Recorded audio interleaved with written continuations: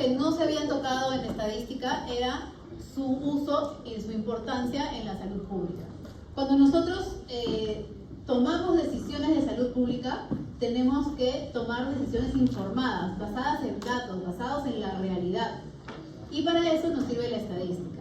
Pero antes de pasar a lo siguiente, quiero que me digan, los que no han estado en la clase pasada, el grupo anterior, ¿qué cosa es la salud pública? Salud de la comunidad. Ok, salud de la comunidad. Nosotros usualmente como médicos nos sentamos en un consultorio y vemos a un paciente, ¿no? Y tomamos decisiones en base a lo que es mejor para ese paciente, su recuperación, su promoción de la salud, su función en la sociedad. Pero la salud pública lo que quiere ver es esa sociedad. Quiere tomar las mejores decisiones para el grupo colectivo de personas en esa localidad, en ese país o a nivel mundial. Entonces, probablemente las decisiones que se toman en salud pública no tienen en cuenta solamente lo que le pasa al individuo, sino al grupo de personas. Por ejemplo, las vacunas, ¿no? Yo no me vacuno contra algunas enfermedades porque a mí me pueda hacer mucho daño la enfermedad, no. Yo me vacuno también porque el hecho de que yo me vacune y tengamos un grupo de personas vacunadas hace que las personas vulnerables que no se pueden vacunar por alguna contraindicación también estén protegidas. Porque si el grueso de gente en mi población está vacunada, voy a proteger a la gente que no se puede vacunar. Eso es una decisión de salud pública también. Ok, estas son las funciones esenciales de la salud pública. ¿Se acuerdan? Salud pública 1. ¿No han llevado salud pública 1 todavía? Bueno, para los que ya llevaron, van a ver estas funciones esenciales. Para los que no han llevado, la salud pública tiene un grupo de objetivos que tiene que cumplir. Y hay una lista de funciones que yo enseñé cuando enseñaba salud pública 1 hace muchísimos años, y unas funciones un poco más modernas que han sido renovadas. Pero en general, voy a leer de las dos. Por ejemplo, quiere hacer seguimiento, evaluación y análisis de situación de salud. ¿Cómo sé yo cómo está una población sin usar la estadística? Imposible. Yo recolecto datos y observo lo que está pasando. ¿Se acuerdan la primera mitad del curso de estadística? ¿No es cierto? Descriptiva. Ahí está la estadística. Vigilancia de salud. ¿Qué está pasando con las enfermedades?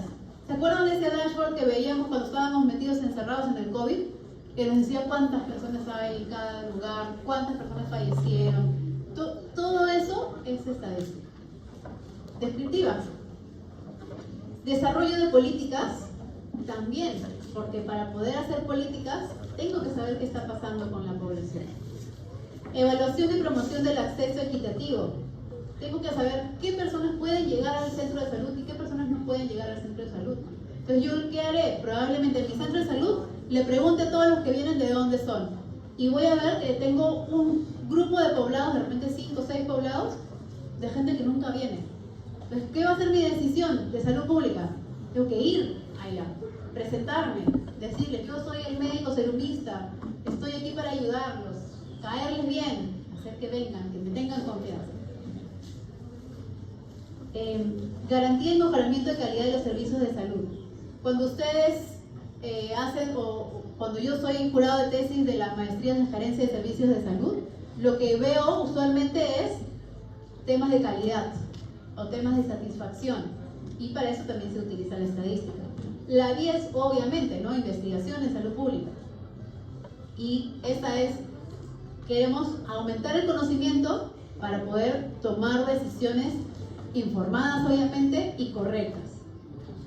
Busco soluciones nuevas, mejores, pero además esas soluciones, esos cambios de salud pública, esas normas de salud pública, yo tengo que evaluar si están funcionando o no. Entonces tengo que medir lo que está pasando luego de la norma y compararlo con lo que pasó antes de la norma, con lo que pasaba antes de la norma. Entonces esas comparaciones también se hacen con estadística. Entonces me sirve para promoción de la salud, para buscar prevención de enfermedades, porque tengo que hacer mediciones, Todos los análisis de datos necesitan la estadística para poder ser interpretados de forma correcta y para poder tomar acciones colectivas también para mejorar calidad de vida de las personas. Y estas son las cosas que más van a usar ustedes en estadística para temas de salud pública. Y no sé si alguno de ustedes ya llevó epidemiología, estas son las cosas que van a utilizar. Prevalencia. Ya hemos visto prevalencia en algunas clases. ¿Qué cosa era la prevalencia? ¿Se acuerdan la probabilidad de que exista la enfermedad en esa población? Entonces, el número de casos de enfermos sobre el número total de personas. ¿Qué cosa era la incidencia? Eso no lo hemos visto ahora en la estadística, pero la incidencia es, en vez de contar el número de casos en total, solo cuento los casos nuevos sobre el total de la población. Y para saber qué casos nuevos son, tengo que tener un rango de tiempo, ¿no es cierto? Entonces ese rango de tiempo usualmente es un año. Entonces los casos nuevos de, no sé, cáncer de estómago en el 2024. ¿Cuántos diagnósticos de cáncer de estómago hubo en el 2024? Y esa es la incidencia. Y también tengo medidas de asociación. Una cosa era descriptivo nada más, pero también puedo buscar asociación. Y está el riesgo relativo y el OR. Eso para los que ya vieron epidemiología, un recordatorio. Y esto es algo importante también que tienen que saber, porque dependiendo del tipo de estudio que ustedes hagan, van a necesitar diferentes pruebas estadísticas. Y aquí hay solo un grupito, 4 de las más comunes, pruebas, tipos de estudio, diseños de estudio que existen. El primero es el estudio descriptivo. Una serie de casos o solamente estudios transversales que estudian a la población y que los describen. ¿Cuáles son las conclusiones de un estudio descriptivo? Conocer a la población, nada más. Una vez que yo conozco a la población, lo más probable es que me salgan nuevas ideas para estudiar. Porque yo no puedo estudiar algo en una población si no conozco a la población primero. Entonces, ese es el estudio inicial. Luego de que los conozco, puedo generar hipótesis. Y ahí voy a poder entonces hacer los otros tipos de estudio. Vamos a seguir con el estudio de casos y controles. Ese es el estudio transversal que estábamos diciendo. El estudio de casos, yo digo, quiero estudiar a 100 personas enfermas y 100 personas sanas y les voy a preguntar si fumaban o no fumaban. Entonces voy a evaluar la asociación de un factor de riesgo con la enfermedad. Pero tengo los casos y tengo los controles. Yo ya, como investigador, decidí cuántas personas enfermas y cuántas personas sanas hay ahí. Para una enfermedad súper rara, ¿puedo utilizar ese tipo de estudio? Bien difícil, ¿no es cierto? Porque, mejor dicho, casos y controles, sí lo voy a usar. El que es difícil es el seguimiento.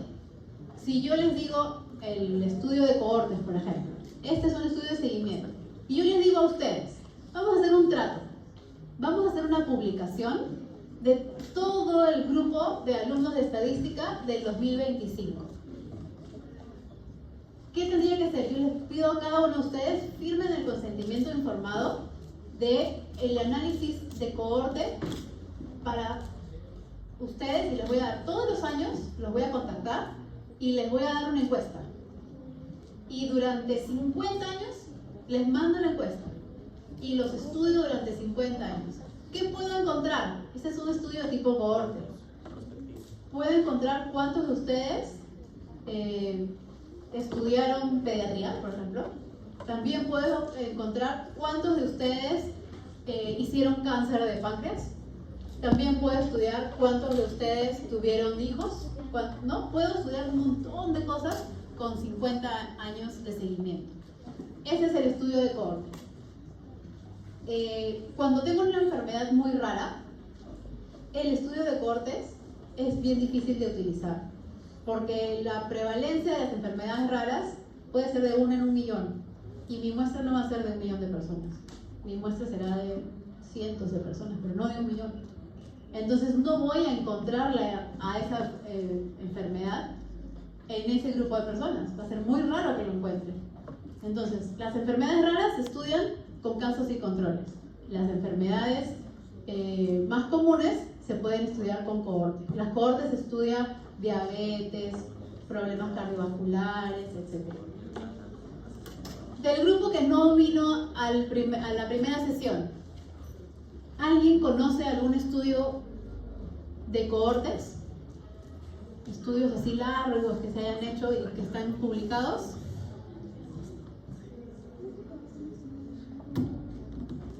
¿Se acuerdan de alguno? ¿Han escuchado hablar del estudio de enfermeras de Estados Unidos? Se llama Nurses Health Study.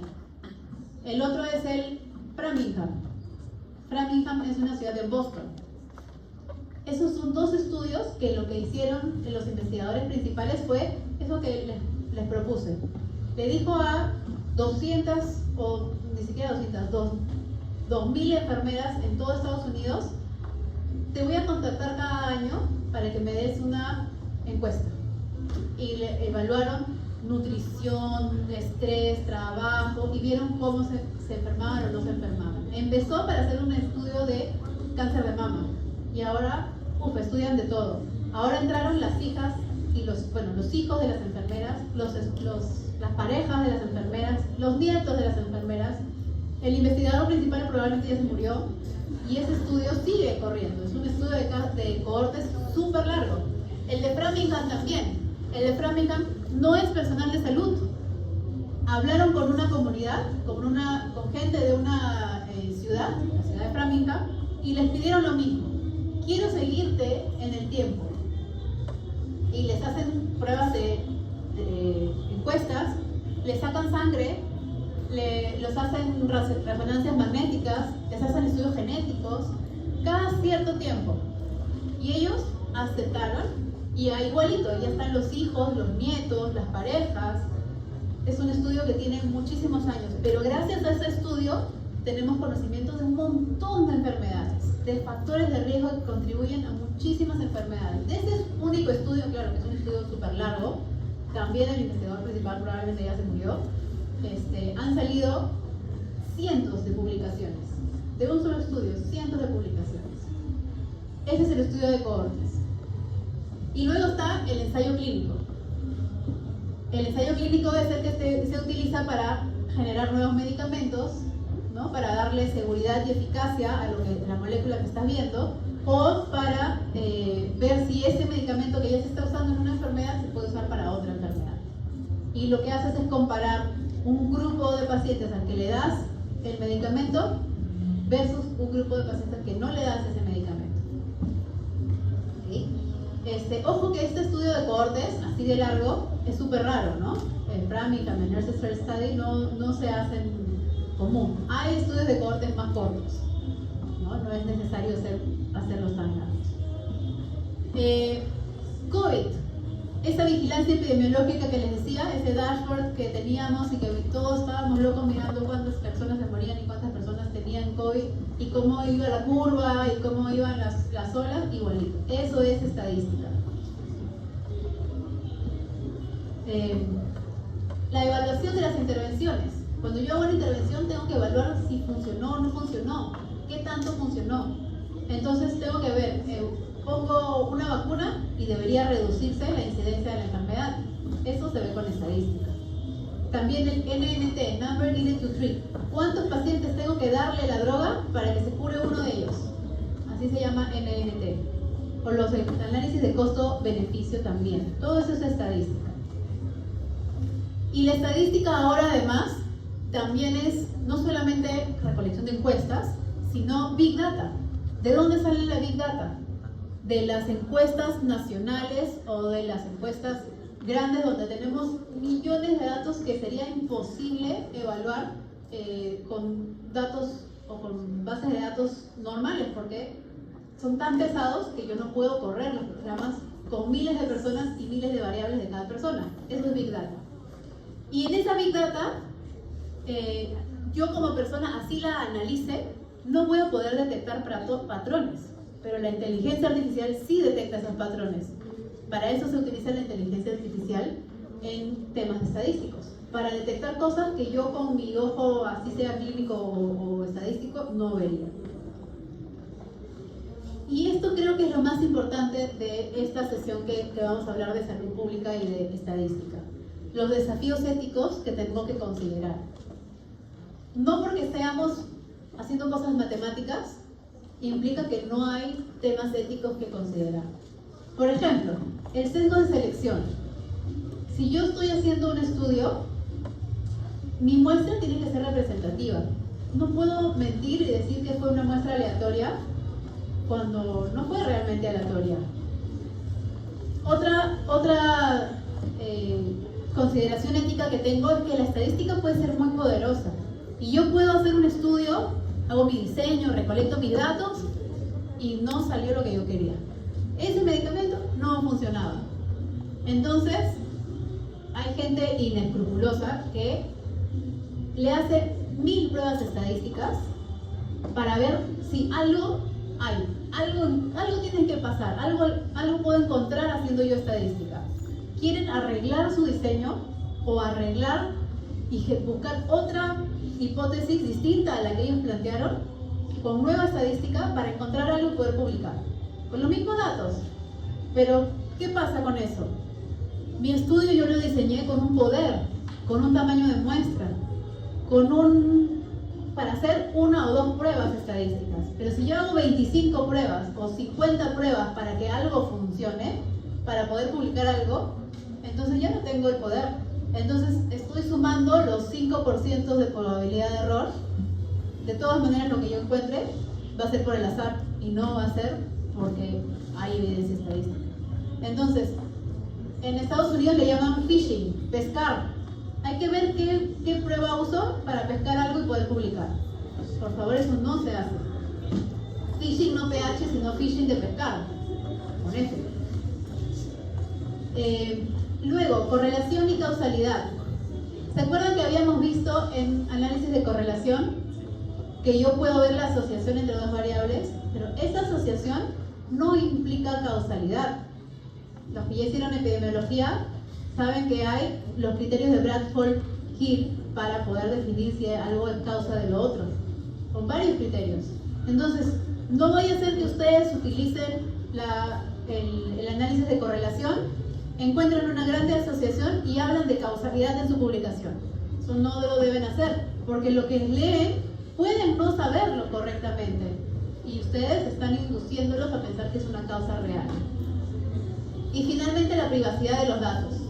Cuando nosotros hacemos estudios, tenemos que asegurarnos no solo de no dañar a los sujetos de mi estudio con mis intervenciones, sino de no vulnerar su privacidad. Incluso cuando tengo encuestas y no le estoy haciendo ninguna intervención más que una encuesta, tengo que proteger sus datos. Entonces tengo que tener cuidado con lo que estoy haciendo.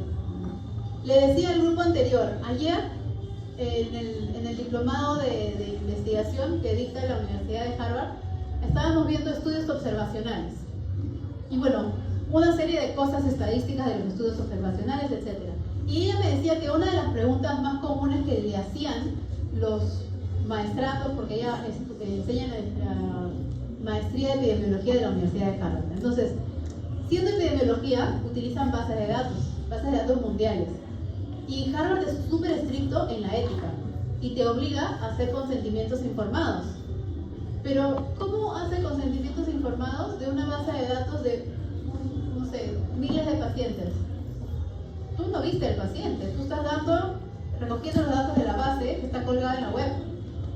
Entonces, ¿qué tienes que hacer? ¿Cómo haces para tener consentimiento informado de toda esa gente?